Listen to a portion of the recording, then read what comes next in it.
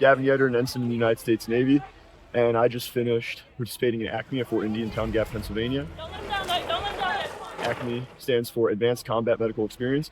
It's one of our overarching experiences here at the Uniformed Services University of Health Sciences. As a student experiencing ACME, it's an event like no other. It's our first introduction to real combat medical experience. Okay. We need to get the litter.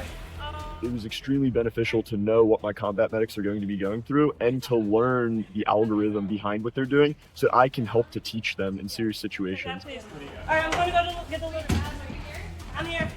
I'm just getting the litter out. So, but in this case, I would just pretend. If I had to do ACME again, I definitely would.